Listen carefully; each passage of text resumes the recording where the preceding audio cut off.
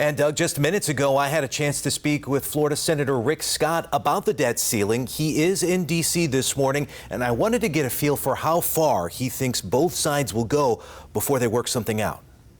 Let's move to another urgent topic right now in D.C., and that's the debt ceiling. In very simplest terms, the debate here is the White House would like to raise the debt ceiling right now, in the next 2 weeks before we get to that the June 1st deadline in a possible economic disaster. The White House would like to raise that limit right now and talk about spending cuts later. Republicans in the House would like to make some cuts first, and then they have agreed to a bit of a large raising of the ceiling. Is there a compromise in that debate that you feel comfortable with? Well, I think what the Republicans put out was very logical. They cut wasteful spending.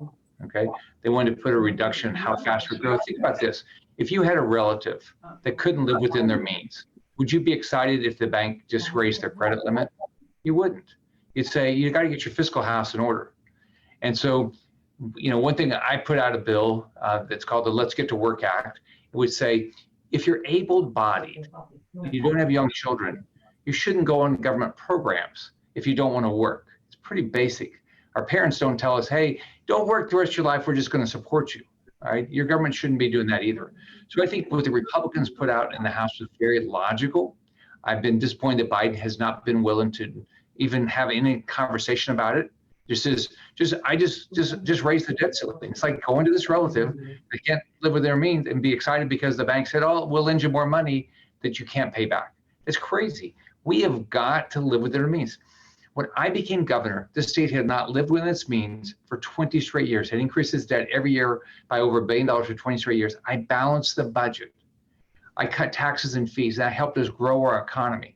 We need to do the same thing with the government, federal government. Balance our budget, get people back to work, grow our economy, spend your dollars, it's your tax dollars, in a manner that makes sense. Don't just spend on everything under the sun. The amount of waste up here is staggering. 77,000 federal buildings are empty that you're paying for.